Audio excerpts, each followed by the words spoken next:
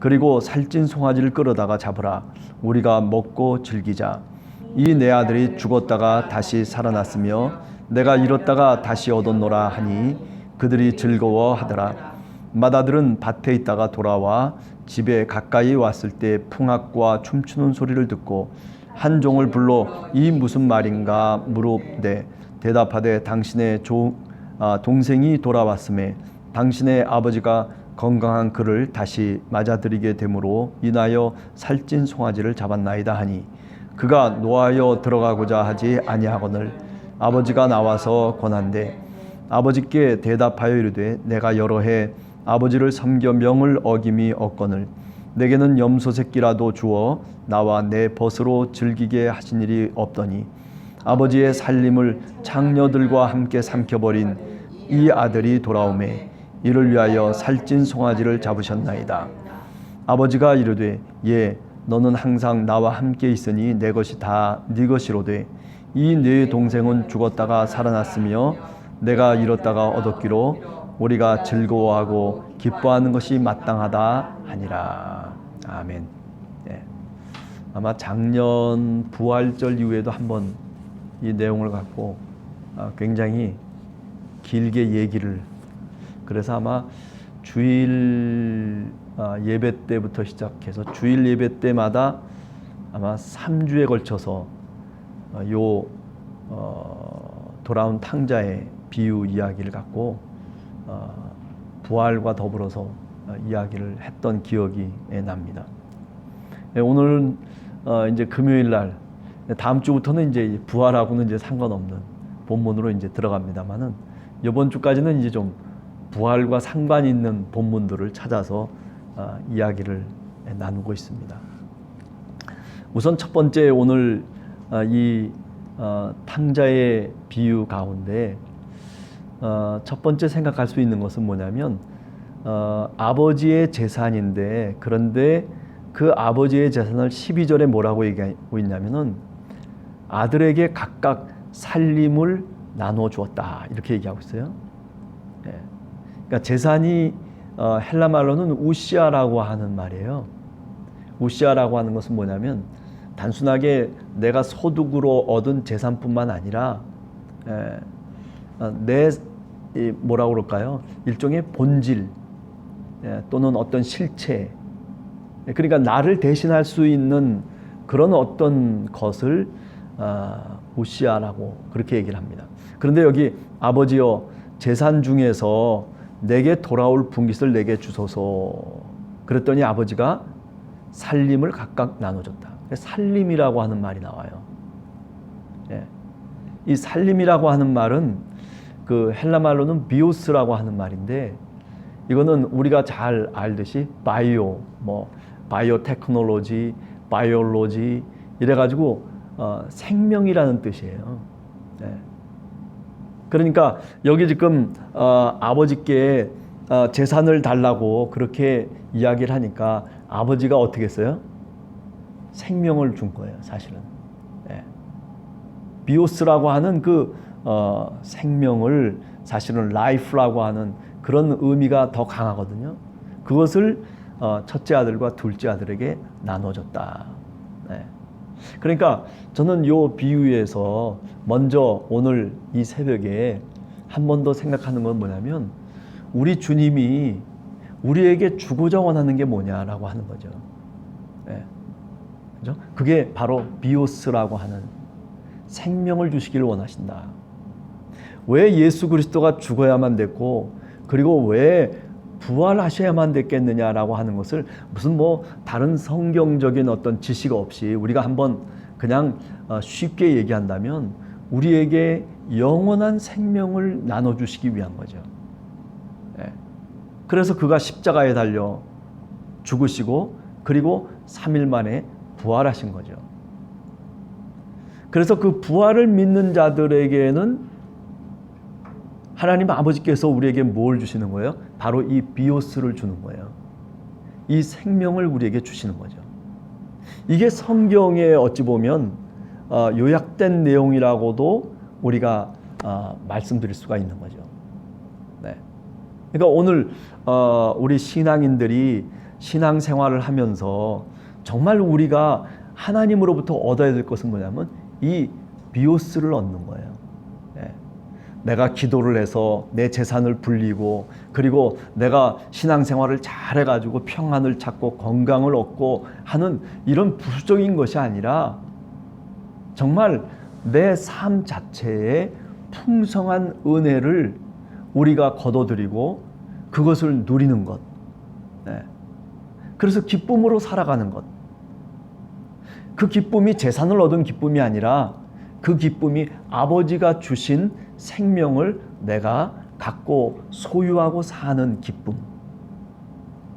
오늘 이 탕자의 비유 속에서 보면 지금 이 비유의 얘기가 전반에는 굉장히 좀 비극적인 얘기예요. 그죠? 예. 아들이 살림을 갖고 그냥 나가버렸어요. 이국 땅으로.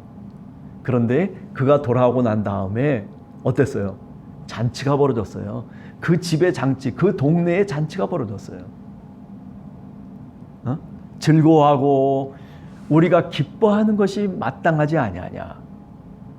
저는 이 부활의 이후에 말하자면 예수 그리스도께서 제자들을 찾아다니시면서 자신을 보이시고 그리고 교회를 세워 나가시는 그 과정 속에서 비극적인 이야기가 아니라 그 속에 기쁨과 즐거움이 있었다라고 생각을 해요.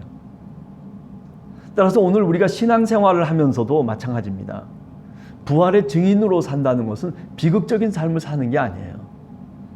이처럼 기쁘고 즐거움 속에서 하나님이 주신 은혜 속에서 내가 거저 얻은 그 은혜 속에서 내가 아무것도 아닌데, 비록 내가 하나님의 아들이고 자녀라고 내가 그렇게 이야기하고 하나님도 그렇게 말씀하시지만은, 그러나 나는 정말 종된 하나님 아버지의 아들이라고 일컬음을 감당할 수 없는 그런 연약한 자라고 하는 것을 우리가 인식하면서 하나님의 은혜를 감사하고 감격하는 거죠. 그래서 늘 주님 안에 있을 때마다 감격하고 즐거워하고 기뻐하는 거죠. 그게 바로 뭐냐면 오늘 아버지가 나눠준 살림의 의미예요. 비오스라고 하는 그 생명의 의미가 바로 여기에 있다라고 보는 거죠. 그래서 여러분들이나 저나 이 부활 이후에 우리가 기쁨의 주일을 지내는 겁니다. 예. 은혜로 우리가 기뻐하고 즐거워하는 그 시간들을 우리가 누리면서 그러면서 살아가는 삶이, 그게 바로 부활의 증인으로서의 삶이다라고 말씀드릴 수 있습니다. 자, 그 다음에 두 번째 생각할 수 있는 것은 이런 거예요. 어떤 거냐면 이 둘째 아들이 이국 땅에 나가서 이제 완전히 모든 것들이 다 탕진돼 버렸잖아요. 그래서 스스로 돌이켜가지고 그래서 이제 아버지께 돌아오잖아요. 근데 18절에 보면 뭐라고 마음속에 결심하냐면 내가 일어나서 아버지께 가야 되겠다. 내가 하늘과 아버지께 죄를 지었습니다. 자, 여기서 중요한 것은 뭐냐면 내가 일어나서라고 하는 말이에요. 저는 이 부활의 의미를, 이 부활이라고 하는 말과 사실은 여기 일어난다는 말이 사실은 같은 어원으로 되어 있는 거거든요. 예. 아나이스테미 뭐 그런 어떤 헬라어 어근을 갖고 있는 것인데, 그래서 또 20절에도 보면 일어나서 아버지께 돌아가리라. 그죠? 그래서 어떻게 됐어요? 그래서 정말 일어났어요. 예. 그래서 아버지께 갔던 것이거든요. 네. 지금 이 일어났다라고 하는 것을 이 본문에서 보면 24절에 이렇게 얘기해요. 내 아들이 죽었다가 다시 살아났다. 내 아들이 내가 잃었다가 다시 얻었다라고 하는 말로 다시 해석을 하고 있어요. 그죠? 아버지는 그렇게 말씀하시는 거예요. 나라고 하는 탕자는, 둘째 아들은 내가 일어나겠다, 내가 일어나야지 라고 그렇게 말하자면 강절한 마음을 갖고 일어나는데, 결심하고 일어나는데, 그런데 아버지는 뭐라고 얘기하냐면 내 아들이 죽었다가 다시 살아났다. 죽었다가 다시 살아났다는 게 뭐예요? 이게 부활이라고 하는 의미 아니에요. 그러니까 누가복음에서 이 부활이라고 하는 의미를 어떤 식으로 표현해주고 있냐면 바로 일어난다는 거예요. 네?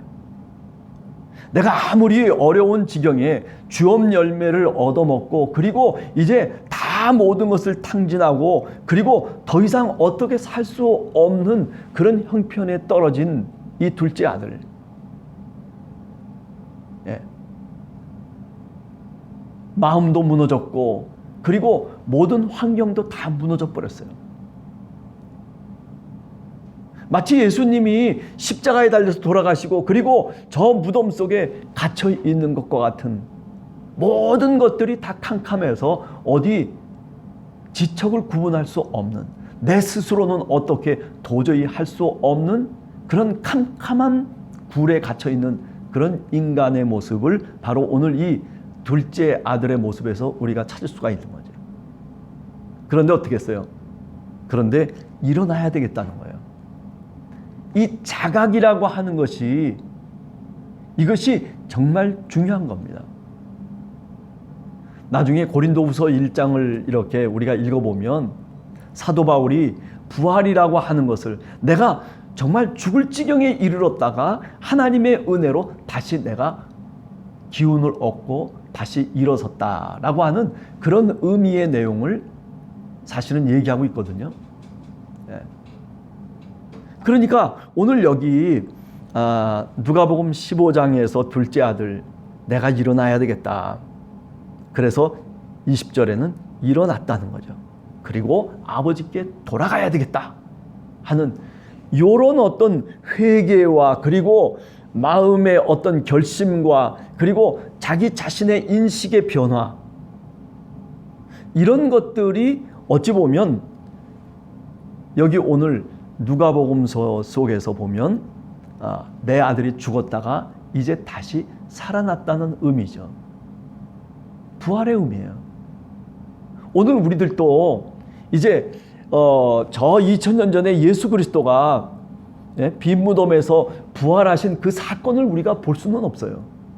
우리가 다시 타임캡슐을 타고 저 2000년 전으로 저 팔레스타인 땅으로 건너가 가지고 우리가 정말 그거를 조사해보고 정말 이렇구나 우리가 얘기할 수는 없어요. 그렇지만은 오늘 우리는 부활을 우리 스스로 경험해낼 수가 있어요. 그것은 뭐냐면 바로 이 둘째 아들과 같은 모습 속에서 우리가 분명히 부활을 다시 얘기할 수 있는 거예요. 성경은 오늘 누가복음 15장은 그런 의미를 우리들에게 던져주고 있다라고 하는 겁니다. 네. 여러분들이나 저나 어떤 때는 살아가면서 힘들어서 지치고 쓰러질 때가 있어요. 아니 내가 왜 이렇게 살아야 되나, 또는 내 환경이 무너져가지고 내가 원하는 대로가 아니라 그냥 내가 어쩔 수 없이 끌려서 저 무덤 속에 들어가 있는, 캄캄한 밤에 고기를 아무리 잡으려고 그물을 던져도 아무것도 잡지 못하고 없구나. 지금 이 둘째 아들이 그런 모습 아니에요. 이 사람이 허랑방탕하게 정말 그야말로 살았기 때문에 이런 결과를 갖고 왔다라고도 얘기할 수 있겠지만은, 그러나 오늘 누가복음 15장은 이 사람이 다시 일어났다는 거예요. 마음을 다시 추스리고 환경이 어떻든 자신의 조건이 어떻든 어느 지경에 이르던 간에 도저히 빠져나갈 수 없는, 하늘만 쳐다볼 수밖에 없는 그런 입장에 놓여 있었던지 간에, 그러나 제일 먼저 그의 마음속에 부활이 찾아왔는데 그 부활이 찾아온 내용이 뭐냐면 내가 일어나겠다는 거예요. 그리고 내가 아버지께 가겠다는 거예요. 어쩌면 우리가 예수 그리스도를 믿지 않고 불신자로 살다가 내가 정말 회개하고 내가 다시 하늘에 계신 아버지를 찾기 위해서 내 마음을 다시 쥐어잡고 그리고 다시 회개하고 주님 앞에 돌아오는 그 모습이 사실은 뭐예요? 그게 어떤 의미에서는 부활의 신학적 의미라고 얘기할 수 있는 거죠. 오늘 누가복음 15장은 바로 그 부분을 우리들한테 얘기하고 있는 겁니다. 네. 그죠? 다시 일어나야 된다는 거죠. 네. 자, 따라서 오늘 우리가 신앙생활을 하는 우리 신앙인들의 입장에서 보면 우리가 늘 주님 안에서 주님의 그 어떤 뜻 가운데서 우리가 늘 부활을 경험하면서 살아가야 돼요. 네. 우리가 오늘 이런 어떤 신앙의 모습을 갖고서 그래요 살아가는 것, 그러나 조금 더 우리가 부활을 경험하기 위해서는 우리의 마음속에 다시 불을 일으켜야 돼요. 하나님의 은사를 일으키고 또 기도의 그 불을 우리가 일으켜 세울 때, 그럴 때 어떻게 해요? 우리가 일어날 때 비로소 부활을 우리가 다시 경험할 수 있게 된다라고 하는 것을 오늘 한 번 더 얘기를 해보게 됩니다. 네. 그 다음에 세 번째 얘기죠. 지금 여기 얘기하는 것처럼 내 아들이 죽었다가 다시 살아났다. 잃었다가 다시 얻었다. 그랬더니 어떻게 했어요? 24절에 보면 그랬더니 그 종들이 그 집에 있는 모든 사람들이 다 즐거워했어요. 야, 아들 하나가 돌아와서 저 집을 나갔던 아들 하나가 다 모든 재산을 탕진하고 그리고 자신의 비오스를 다 탕진한 상태에서 지금 아버지를 찾아왔거든요. 거지 모양으로. 정말 볼품없는 그런 모양으로 왔어요.